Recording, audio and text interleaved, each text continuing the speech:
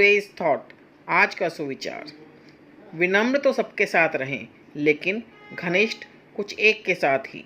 B polite to all but intimate with few. इसका तात्पर्य यह है कि हमें आदरपूर्वक सबसे बात करनी चाहिए, लेकिन मित्रता उन्हीं के साथ करनी चाहिए जिन पर हमें विश्वास हो। धन्यवाद। आपका दिन शुभ हो। नमस्कार, आइए चलते हैं आज के शब्द पर। Today's word is campus. CAMPUS। Campus का अर्थ होता है परिसर, भवन, इमारत, अहाता, मैदान, स्कूल या कॉलेज परिसर। तो आइए इसका वाक्य में भी प्रयोग देख लेते हैं। There are 3 dining halls on campus. Campus में 3 खाना खाने के हॉल हैं। The campus covers an area of 20 square kilometer. परिसर में 20 वर्ग किलोमीटर का क्षेत्र शामिल है। आज के लिए इतना ही। धन्यवाद। नमस्कार, चलते हैं आज की पजल यानी कि पहेली की तरफ। तो आज की पहेली है, ऐसी कौन सी चीज़ है, ऐसी कौन सी चीज़ है जो पैदा तो समुद्र में होती है लेकिन रहती घर में है। तो बताइए बच्चों, ऐसी कौन सी चीज़ है जो पैदा तो समुद्र में होती है पर रहती घर में है। तो समुद्र में कौन सी चीज़ पैदा होती, सोचिए और बताइए। बिल्कुल सही, नमक। नमक ही ऐसी चीज़ है जो समुद्र में बनाई जाती है और उसे हम घर में लाकर खाने में प्रयोग करते हैं।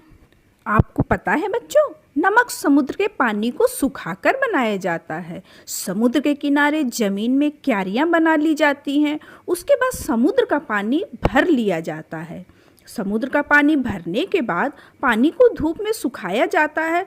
धूप में सूखने के कारण सारा पानी वाष्पित हो जाता है और पानी सूखने के बाद क्यारियों में सिर्फ नमक बचा रहता है। तो ऐसे बनता है नमक। आज के लिए इतना ही। धन्यवाद। नमस्कार, आज के इतिहास में आप सभी का स्वागत है। आइए जानते हैं कुछ खास बातें। सन 1929 में आज ही दुनिया भर में ऑस्कर पुरस्कारों के नाम से प्रतिष्ठित एकेडमी अवार्ड की शुरुआत हॉलीवुड में हुई तथा सन 1975 में आज ही सिक्किम देश का 22वां राज्य बना। 16 मई को राष्ट्रीय डेंगू दिवस मनाने की शुरुआत हुई। आइए जानते हैं डेंगू के बारे में और भी कुछ खास बातें। डेंगू मादा एडीज इजिप्टी मच्छर के काटने से होता है। इन मच्छरों के शरीर पर चीते जैसी धारियां होती है। ये मच्छर दिन में खासकर सुबह काटते हैं। डेंगू बरसात के मौसम और उसके फौरन बाद के महीनों यानी जुलाई से अक्टूबर में सबसे ज्यादा फैलता है, क्योंकि इस मौसम में मच्छरों के पनपने के लिए अनुकूल परिस्थितियां होती है। धन्यवाद। Good morning. आज के स्पेशल ऑफ द डे में हम जानेंगे सिक्किम राज्य के बारे में। सिक्किम भारत के पूर्वोत्तर भाग में स्थित एक पर्वतीय राज्य है। गंगटोक इसकी राजधानी तथा सबसे बड़ा शहर है। सिक्किम सन 1975 से पूर्व ग्याल राजतंत्र द्वारा शासित एक स्वतंत्र राज्य था, परंतु प्रशासनिक समस्याओं के चलते तथा भारत से विलय के जनमत के कारण 1975 में एक जनमत संग्रह के अनुसार भारत में विलीन हो गया। उसी जनमत संग्रह के पश्चात राजतंत्र का अंत तथा भारतीय संविधान की नियम प्रणाली के ढांचे में प्रजातंत्र का उदय हुआ। सिक्किम की जनसंख्या भारत के राज्यों में न्यूनतम है। धन्यवाद। हेलो बच्चों, क्विज ऑफ द डे लेकर मैं हाजिर हूँ। तो चलिए शुरू करते हैं। आज भारत विशेष समान ज्ञान पर आधारित प्रश्न पूछे जाएंगे। तो आप सब तैयार हैं? तो पहला प्रश्न है, वह मुगल बादशाह जो अशिक्षित था। तो इसका उत्तर है अकबर। तैमूर वंशावली के मुगल वंश के तीसरे शासक अकबर थे। अकबर को अकबर आजम, शहंशाह अकबर, महाबली शहंशाह के नाम से भी जाना जाता है।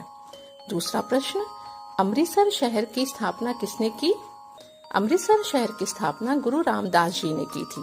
गुरु रामदास सिखों के गुरु थे। चौथे नानक गुरु रामदास जी महाराज ने एक पवित्र शहर रामसर, जिसे अब अमृतसर के नाम से जाना जाता है, का निर्माण किया था। अब प्रस्तुत है तीसरा प्रश्न, गदर पार्टी की स्थापना किसने की? इसका उत्तर है लाला हरदयाल ने। लाला हरदयाल भारतीय स्वतंत्रता संग्राम के उन अग्रणी क्रांतिकारियों में थे जिन्होंने विदेश में रहने वाले भारतीयों को देश की आजादी की लड़ाई में योगदान के लिए प्रेरित व प्रोत्साहित किया था। चौथा और आखिरी प्रश्न, सिख इतिहास में लंगर प्रथा किसने शुरू की? तो इसका उत्तर है गुरु अंगद देव ने। गुरु अंगद देव सिखों के गुरु थे। इनका सृजनात्मक व्यक्तित्व था। ये एक सच्चे सिख और एक महान गुरु थे। सवेरे का नमस्कार। आज का बाल गीत है मोर। देखो नाच रहा है मोर, पंखों को वो करके गोल। रंग बिरंगा कितना प्यारा, राष्ट्रीय पक्षी अपना मोर। सर पर है वो मुकुट लगाए, पंछियों का राजा कहलाए। बारिश देखी खुश हो जाए, झूम झूम कर नाचे मोर। नीला नीला रंग है इसका, नीले नीले पंख लिए। उड़ उड़ कर पेड़ों पर बैठे, चले धरा पर भी ये मोर, चले धरा पर भी ये मोर। नमस्कार। आज की बाल कहानी का शीर्षक है बुद्धि बल। एक बार राजा कृष्णदेव राय के दरबार में एक गायक आया। उसने जैसे ही गायन शुरू किया तो चारों ओर वाह वाह होने लगी। गायन समाप्त होते ही तेनालीराम बोला, तुमने बहुत अच्छा प्रदर्शन किया है। मैंने तुम्हारे जैसा कलाकार आज तक नहीं देखा। तुम्हारे प्रदर्शन के लिए तुम्हें कम से कम 15,000 मुद्राएं मिलनी चाहिए। महाराज तेनालीराम की ओर देखते हुए बोले, सच में तुम्हारा प्रदर्शन तो काबिले तारीफ था, लेकिन तुम्हें देने के लिए हमारे पास इतना धन नहीं कि हम तुम्हें दे सकें। बेचारा गायक निराश होकर अपना सामान बटोरने लगा कि तभी तेनालीराम ने एक पोटली लाकर उसे थमा दी। तभी राजपुरोहित बोला, ये तो महाराज का अपमान हो रहा है। जब आपने उस कलाकार को कुछ नहीं दिया तो तेनालीराम को देने की क्या ज़रूरत थी? यह सोचते हुए विचार करते हुए सुनते ही महाराज गुस्से से लाल पीले हो गए। महाराज ने उस पोटली को छीनकर उसे खोलने का आदेश दिया। जैसे ही सेवक ने पोटली खोली तो उसमें मिट्टी का खाली बर्तन था, जिसे देखकर वहां उपस्थित सभी लोग अचंभित थे। महाराज ने तेनालीराम से पूछा, तुमने ये खाली बर्तन क्यों दिया है? तेनालीराम बोला, महाराज ये गायक बहुत दूर से आपके पास आया था। मैंने सोचा पुरस्कार ना सही, कम से कम इस खाली बर्तन में वाहवाही भर ले जाएगा, इसलिए मैंने इसे खाली बर्तन इसे दे दिया। तेनालीराम का जवाब सुनते ही महाराज का गुस्सा फुर्र हो गया और उन्होंने उस गायक को 15,000 स्वर्ण मुद्राएं इनाम के रूप में दे दी। इस प्रकार तेनालीराम ने अपने बुद्धिबल से अपने विरोधियों की चाल पर पानी फेर दिया। कहानी बहुत रोचक थी। धन्यवाद। नमस्कार। आज मोटिवेट और सेल्फ का विषय है बच्चों को प्रकृति के संपर्क में लाएं। बच्चों को प्रकृति के संपर्क में लाना उनके लिए हमेशा रोमांचक और उत्साहजनक अनुभव होता है, जो उनके अंदर रचनात्मकता प्रवाहित करने का सबसे अच्छा माध्यम है। प्रकृति के संपर्क में आने पर बच्चे न केवल दृष्टि और ध्वनि बल्कि अपनी सभी इंद्रियों का उपयोग कर पाते हैं, जहां वह अपने आसपास के विभिन्न दृश्यों, प्राकृतिक वस्तुओं को अपनी इच्छा अनुसार उपयोग में लाते हैं। प्रकृति में उन्हें अपनी कल्पना का उपयोग करके अपनी रचनात्मक कलाकृतियों को व्यक्त करने, कहानियां गढ़ने, चुनौतियों के समाधान खोजने, स्पर्श सामग्रियों की पहचान करने और अपने स्वयं के खेल बनाने आदि के ढेरों अवसर प्राप्त होते हैं। प्रकृति में अधिक समय बिताने से बच्चों में खेल गतिविधियों में शामिल होने की इच्छा बढ़ती है। वह अधिक सतर्क तथा अपने शरीर का उपयोग करने में बेहतर बन पाते हैं। साथ ही उनका अपने साथियों के साथ बातचीत का दायरा बढ़ता है, जिससे उनकी दोस्ती अधिक होती है, जो शारीरिक कौशल के बजाय आविष्कारशीलता और संसाधनशीलता पर आधारित होती है।